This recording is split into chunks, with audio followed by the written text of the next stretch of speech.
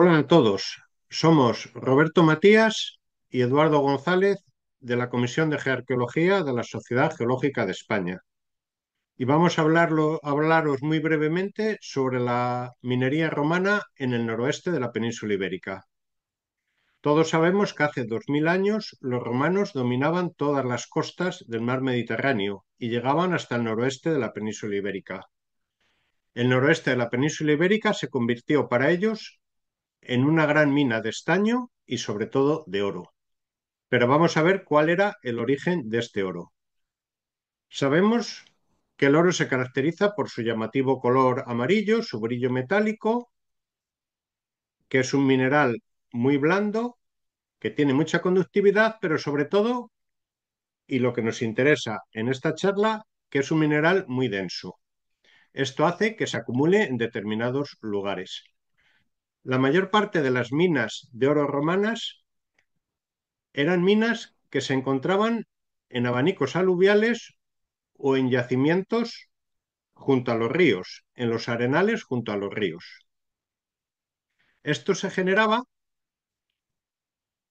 porque el oro presente en pequeños diques de cuarzo era erosionado en un proceso de varios millones de años por las aguas de escorrentía, por los pequeños arroyos y los ríos. Y al llegar a los ríos, como hemos dicho antes, como el oro era tan denso, se acumulaba en el fondo de estos ríos. Por lo tanto, si veíamos un depósito fluvial, un depósito de arenas de río, en la zona de cantos más gruesos, en la zona en la que se depositan los minerales de más peso, podíamos encontrar pepitas de oro. Lo mismo ocurre con los abanicos aluviales. Un abanico aluvial se forma a la salida de una torrentera de montaña. Cuando llega al valle se ensancha, el caudal pierde velocidad y deposita materiales. Son estos materiales de estos colores naranja tan llamativos que hay en muchas zonas del noroeste de la península ibérica, los cuales tienen bastante contenido en oro. La foto anterior era de las características minas de Carucedo, pero lo podemos ver por muchos otros lugares del noroeste de la península. Todos conocemos las técnicas de bateo de oro, es una técnica ancestral, se remonta a los orígenes de la humanidad y ha permanecido hasta nuestros días. Es una técnica que se utiliza fundamentalmente para prospectar los yacimientos, ¿no? En algunos casos tenemos una imagen un poco desvirtuada y pensamos que se utiliza para explotar algunos yacimientos, pero no, o son muy ricos o el bateo simplemente es para ver si hay contenido o no contenido en oro. Aunque actualmente es algo que se utiliza mucho de forma lúdica para ir buscando pepitas de oro en muchos de los ríos y especialmente en el noroeste. Los romanos encontraban también estas pepitas mediante técnicas de bateo y una vez que habían definido la posición de los aluviones, bien dentro de los márgenes del río o en zonas de las proximidades, iniciaban el proceso de explotación, ¿no? Hay yacimientos espectaculares como las médulas, conocidos por todos, y básicamente su utilización era mediante agua. Hacían llegar a las minas grandes cantidades de agua mediante unos canales construidos al efecto.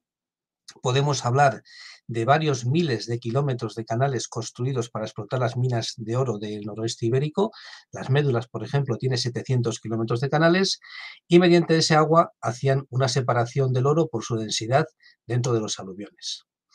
El agua servía para todo, desde disgregar el material aurífero, transportarlo a las zonas de lavado, concentrar el oro y finalmente evacuar los estériles. Por lo tanto, la cantidad de obra necesaria era escasa frente a la labor que hacía el agua, que era la labor más importante, el llevar el agua hasta las minas. Dependiendo de la geología de los yacimientos, tenemos hasta 4 tipos de explotaciones, de sistemas de explotación en función de la geología.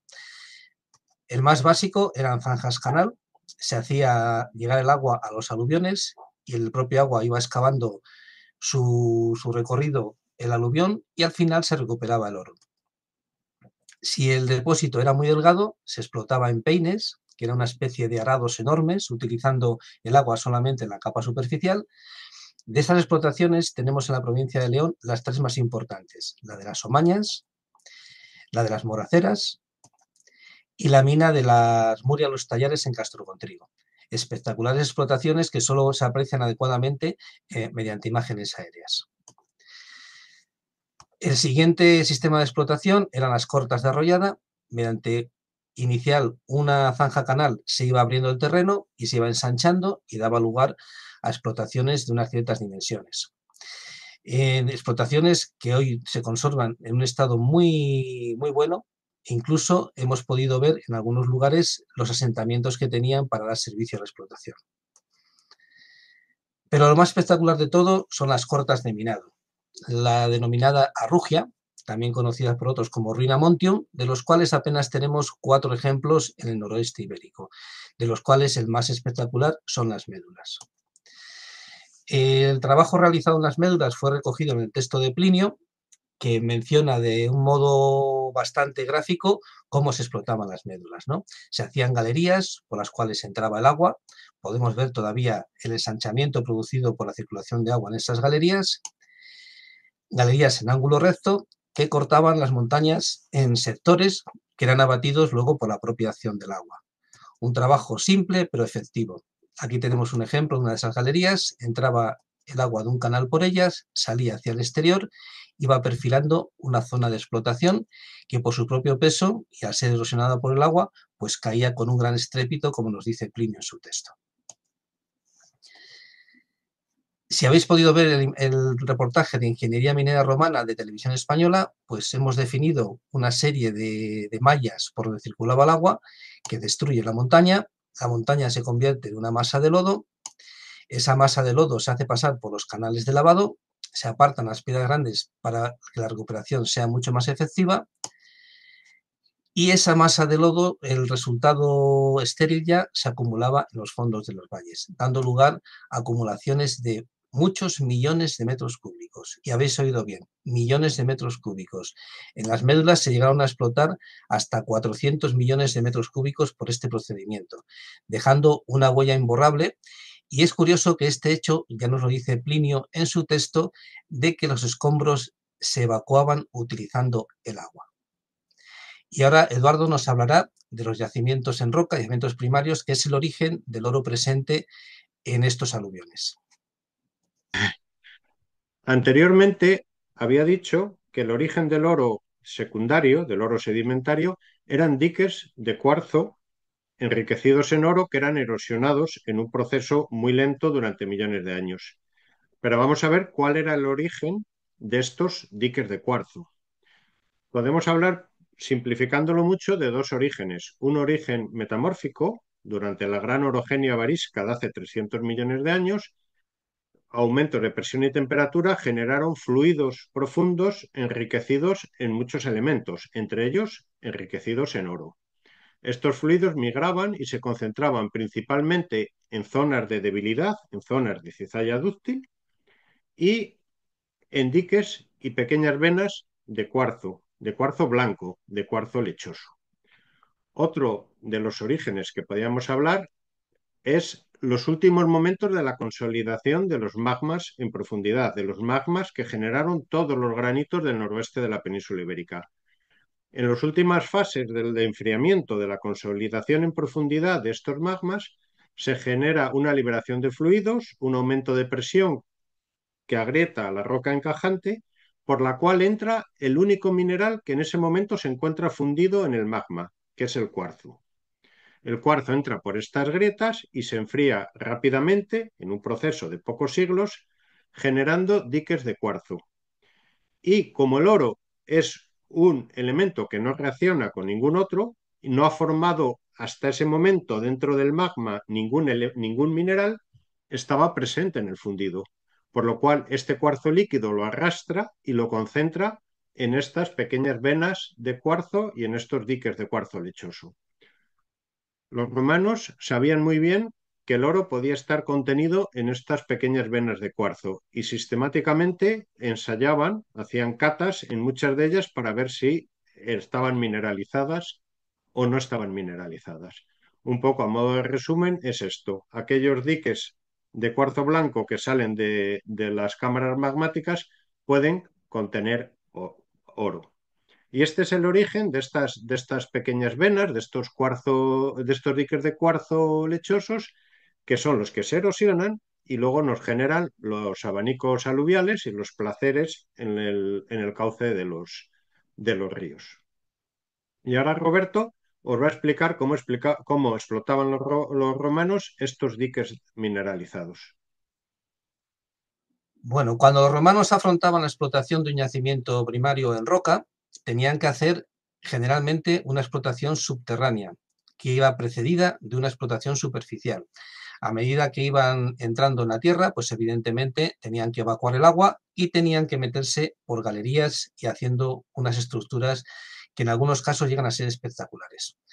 Nada se resistía a los ingenieros romanos y seguían los filones hasta las profundidades de la tierra, hasta lugares que hoy todavía nos sorprenden. El esquema tipo de cualquier yacimiento de esta configuración es un afloramiento de una zona mineralizada que se localiza precisamente porque en superficie se puede llegar a ver el cuarzo.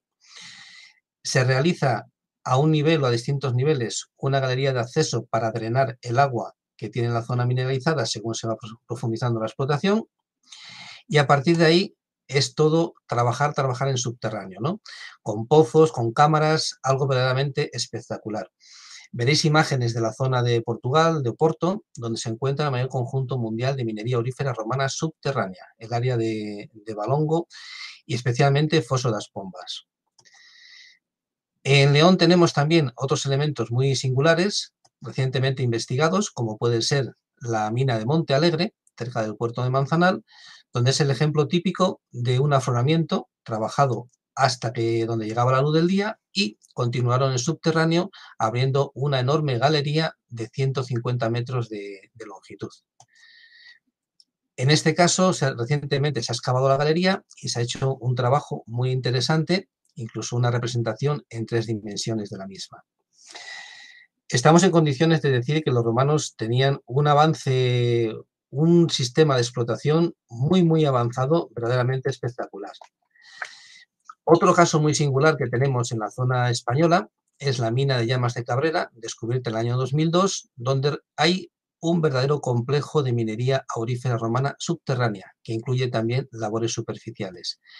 En un espacio de apenas 2 kilómetros cuadrados encontramos más de 20 trabajos subterráneos, algunos de los cuales verdaderamente espectaculares. Todo un reto para cualquier ingeniero y en este caso los romanos nos dieron hace 2000 años una verdadera lección. Tenemos el cuarzo, tenemos el oro dentro y ahora queda otro trabajo, ¿no? Mientras que en los yacimientos aluviales obteníamos el oro directamente por concentración gravimétrica, aquí tenemos que moler el cuarzo. Y ese cuarzo se molía mediante unos sistemas que hemos conocido últimamente en bastante profundidad y que nos han llegado una serie de restos, ¿no? Este cuarzo se molía en unas bases realizadas con materiales rocosos muy duros, areniscas, cuarcitas, granitos, y era la base para poder liberar el oro del cuarzo que lo contenía, porque ahí la meteorización natural no había trabajado. Estas bases de molinos pueden ser individuales o pueden ser múltiples, que son muy espectaculares, y esto daba paso a una segunda fase que eran los molinos rotativos. Los molinos rotativos que convertían esos granitos que todavía quedaban de cuarzo en una fina arena. Y a partir de ahí, simplemente con un procedimiento de bateo, obteníamos el oro. Oro que los romanos utilizaban para 2 cosas básicas y fundamentales, para moneda y para joyería. Hasta el siglo XX, muy entrado el siglo XX, el oro no ha servido absolutamente para nada en cuestiones tecnológicas. Ahora sí, ahora es un superconductor, es un material muy apreciado en todos los ámbitos de la tecnología punta, pero hasta ese momento únicamente su valor era suntuoso. Espero que os haya gustado este pequeño resumen de cómo ha sido la minería romana en el noroeste ibérico y nos vemos en otra ocasión. Muchas gracias.